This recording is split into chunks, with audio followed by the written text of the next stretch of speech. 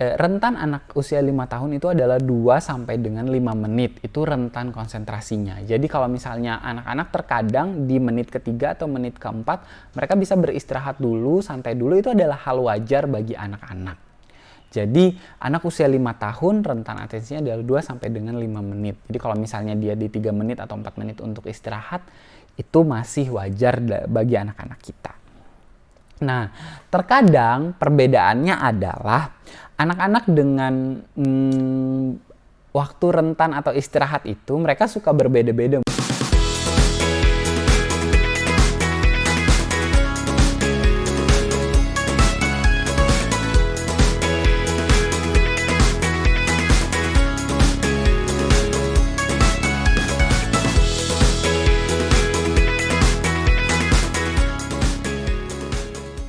Assalamualaikum warahmatullahi wabarakatuh. Perkenalkan, nama saya adalah Tarmizi Taher, biasanya dipanggil Miji. Saya adalah seorang okupasi terapi di kota Palangkaraya. Sebelumnya terima kasih banyak kepada seluruh orang tua yang sudah selalu mendukung channel YouTube ini dan mengulang kembali aktivitas-aktivitas sederhana di rumah. Oke, di video kali ini bermula dari kolom komentar atau chat di kolom komentar di channel YouTube ini. Bagaimana sih caranya untuk meningkatkan konsentrasi anak? Karena anak saya begini. Nah, kenapa sih? Apa sih penyebabnya konsentrasi anak saya jadi terganggu atau seperti apa?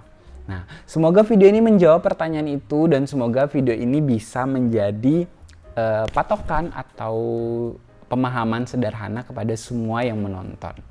Langsung saja, mari kita mulai videonya.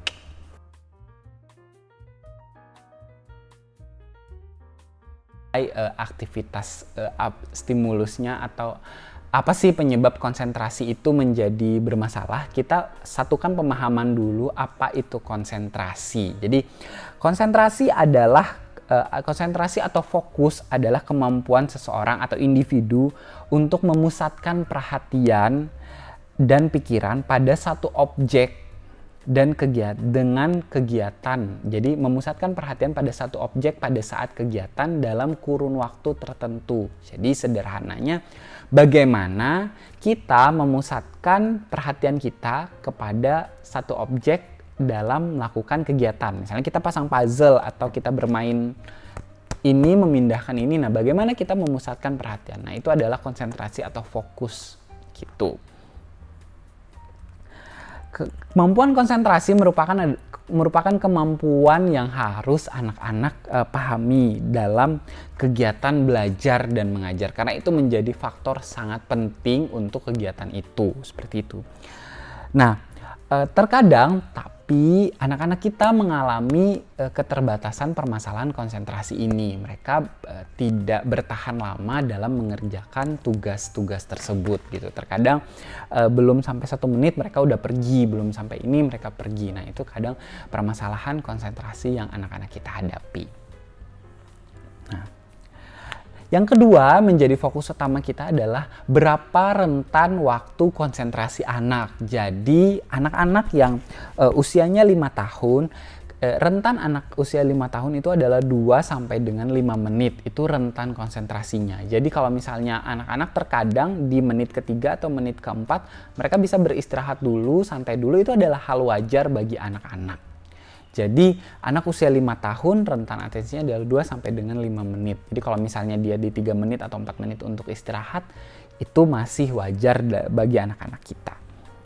Nah, terkadang perbedaannya adalah anak-anak dengan waktu rentan atau istirahat itu mereka suka berbeda-beda munculnya. Ada anak yang istirahatnya berhenti sejenak tapi tidak keluar dari kursinya atau tidak keluar dari mejanya. Mereka masih duduk di situ tapi berhenti sejenak melakukan aktivitas lain. Ada yang seperti itu. Ada juga yang memang keluar dari posisinya, berlari-larian dulu, main sama anak dulu. Nah, itu ada juga seperti itu. Jadi ada beberapa beda anak-anak untuk mengembalikan rentang konsentrasinya seperti itu.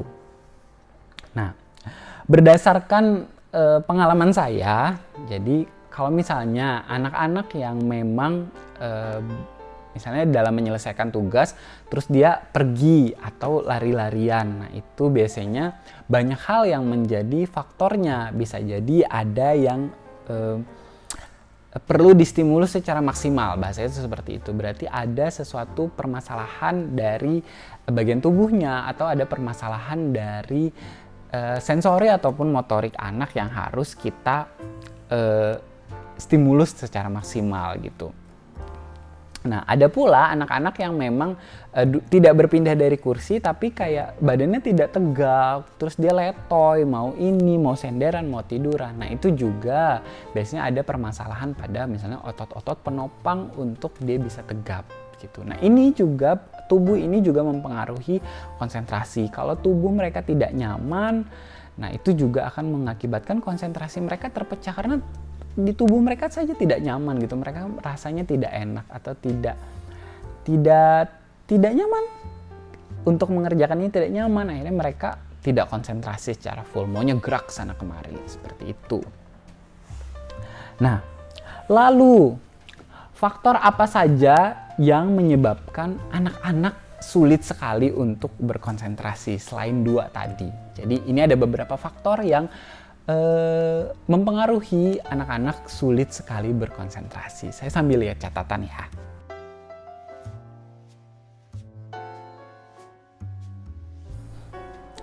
Yang pertama adalah gaya belajar. Nah, gaya belajar ini juga mempengaruhi faktor konsentrasi.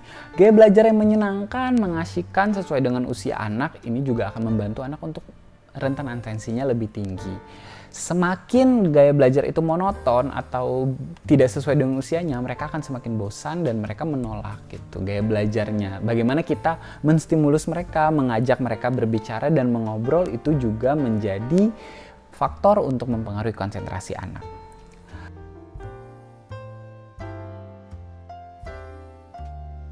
Selanjutnya adalah objek pembelajaran yang kurang menarik. Ya tadi anak misalnya belajar berhitung langsung konsepnya ini tidak menarik, tidak diolah sesuai dengan usianya yang masih dini, masih menyenangkan, atau mereka masih perlu dengan warna-warna atau gerak. Nah itu, jadi kita harus juga membuat objek belajar yang menarik bagi anak-anak.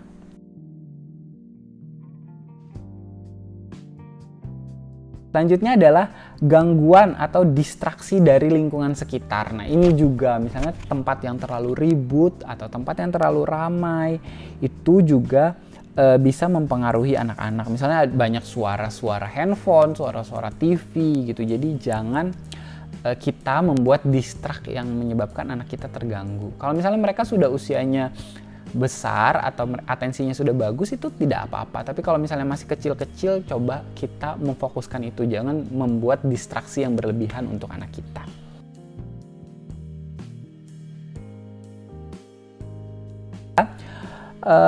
Kelelahan fisik, nah ini juga mempengaruhi. Jadi anak-anak yang terlalu capek atau dia udah mengantuk, nah ini juga mempengaruhi konsentrasinya.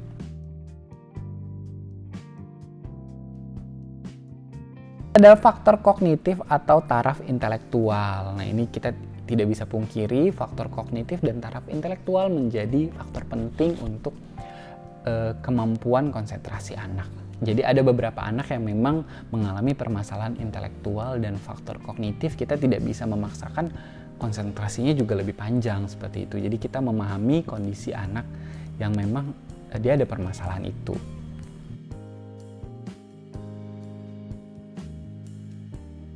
Nah, ini juga sangat menjadi penting, kondisi emosi anak. Jadi pada saat itu misalnya anak lagi marah, anak lagi sedih, anak kurang nyaman, nah ini juga mempengaruhi kemampuan konsentrasi. Tapi biasanya kalau di tempat terapi, misalnya anak itu datang bete, nah kita nggak langsung bermain atau aktivitas yang langsung kaku atau apa. Jadi kita buat senang dulu, buat mereka nyaman dulu, kita permainkan emosionalnya, kita redakan dulu, sudah mereka enak, sudah mereka nyaman, baru kita melakukan aktivitas yang memang mempengaruhi kemampuan mereka, seperti itu. Adalah permasalahan sensori integrasi dan permasalahan motorik.